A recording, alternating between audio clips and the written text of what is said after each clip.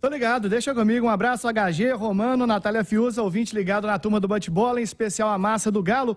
Ô, HG, o Atlético vive um momento, por incrível que pareça, né, de muita felicidade, claro, pela Arena MRV, o lançamento no próximo ano, uma expectativa de uma próxima temporada satisfatória com o desempenho do clube em campo. Porém, os bastidores do Atlético se apresentando muito conturbado, né, bem agitados, e às vésperas de uma reunião importante do Conselho Deliberativo, reunião essa que vai acontecer na sede de Lourdes na próxima segunda-feira. E reunião que vai tratar de assuntos importantíssimos, como, por exemplo, a venda dos 49,9% restantes lá do shopping, além de uma mudança do nome, né, da Arena MRV. Lá atrás, em 2017, o mesmo conselho havia votado que o nome do estádio, o nome oficial, seria Estádio Elias Calil, e esse nome pode ser revogado.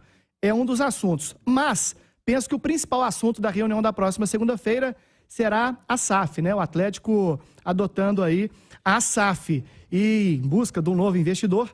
E, claro, é o que todo mundo espera. Ontem o Rodrigo Caetano, diretor de futebol do Galo, disse na sua entrevista coletiva, né, que isso passa pelo planejamento, inclusive do futebol, se teremos aporte financeiro, um grande investidor. Mas o que aconteceu nos bastidores? Everton Guimarães, ouvinte ligado na turma do bate-bola. O ex-presidente do Conselho de Ética do Atlético, o Cláudio Utz, que é inclusive conselheiro benemérito, ele enviou um requerimento, uma carta ao atual presidente do Conselho Deliberativo, Ricardo Guimarães, apontando suposto indício de irregularidade na eleição, né, dos 150 membros do Conselho Deliberativo, eleição que aconteceu no mês de agosto. Segundo ele, e a opinião dele, esta carta é endossada por outros dois importantes conselheiros, o Rodolfo Gropin, que foi o ex-presidente do Conselho Deliberativo, e o Lázaro Cândido, que foi ex-vice-presidente do Atlético. Eles dizem que não teria acontecido de alguns desses 150 novos conselheiros terem uma condição importante para se tornarem conselheiros. Estar há pelo menos 2 anos como associado do clube, associado do Atlético, ou no Clube Labareda ou na Vila Olímpica. E que essas cotas, portanto, algumas delas, melhor dizendo, seriam cotas plantadas. E eles pedem que seja revogado, né, aquela eleição que elegeu o Conselho Deliberativo e sugerem uma marcação de uma nova eleição. E pediram um posicionamento do Conselho Deliberativo do Clube Atlético Mineiro, o que aconteceu esta tarde, e a carta completa está no nosso site, itatiaia.com.br, bem como no site do Clube Atlético Mineiro. É uma nota de esclarecimento extensa, traz alguns tópicos importantes.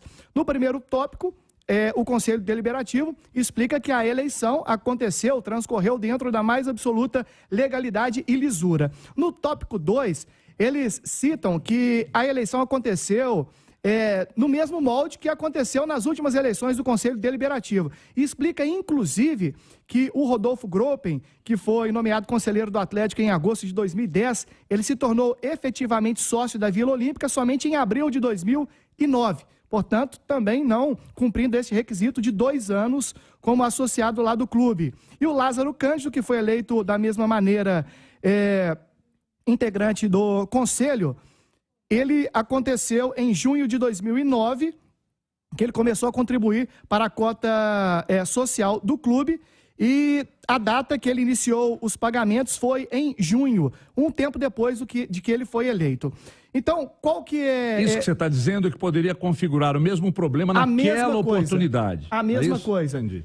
Não teriam o tempo de 2 anos. Na verdade, é engraçado, né? Porque eles pedem no Conselho do Atlético que tenham 2 anos, né? Como sócio pagando em dia. Mas o que a carta mostra é que até mesmo esses conselheiros que duvidam, né, de alguns aqui, que apontam algumas irregularidades, que isso não teria acontecido. Então a carta segue e eles dizem que isso é um blá blá blá, que na verdade é uma cortina de fumaça sobre essa iminente mudança do nome da Arena MRV, que deixaria de ser, né, Elias Calil e passaria a ter outro nome, um name rights, ou passaria a ser a Arena MRV. De todo modo, não sei se é uma discussão que tem tanta importância ou tem menos importância, sem fazer qualquer tipo de juízo de valor, quem está certo tem errado, quem está errado, mas que movimentou os bastidores do Atlético. Mas, em nota, o Conselho diz que Esta reunião, ela está marcada para o dia 21, na próxima segunda-feira. Não tem risco de não acontecer, Guimarães. Quando as coisas acontecem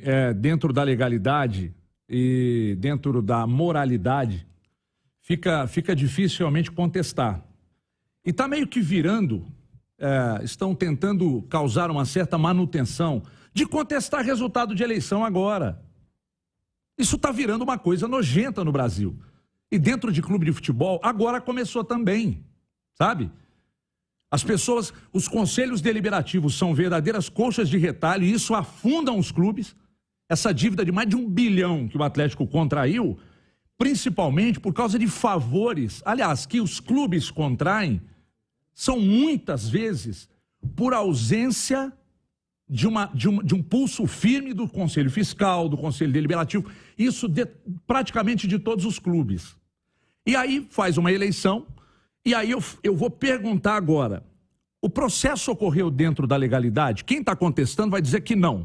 Por que não tomaram providência dentro do prazo legal? Por que esperaram a coisa caminhar, o tempo passar, para só agora, logo quase que dentro do prazo que está estabelecido para virar SAF, aí aparece um monte de gente querendo realmente chamar a atenção. Mas eu acho que o grande pano de fundo aí é a mesma troca do nome oficial do estádio. Porque... Que na prática, sinceramente, né, Romano, isso não pode ser motivo para você querer melar uma eleição, né?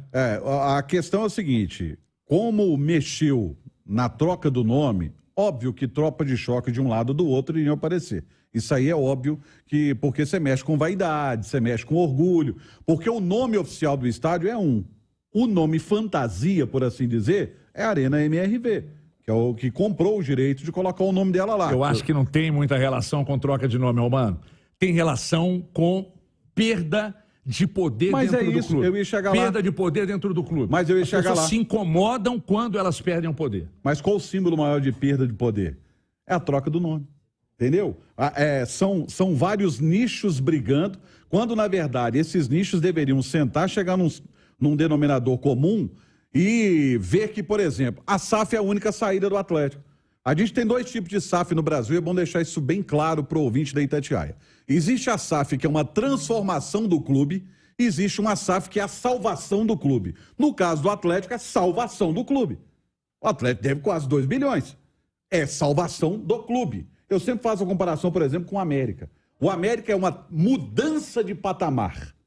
A SAF para o América é uma mudança de patamar. Para o Atlético, é salvação, como foi o caso do Cruzeiro. Não seria papel do presidente do Conselho de Ética, do Cláudio Utsky, contestar isso quando ele viu irregularidade ante da eleição? Isso está na nota. Exatamente. A nota questiona isso também. Exatamente. Então, sincero e honestamente, viu, tá virando moda. Perde a eleição e não respeita resultados. 6h30.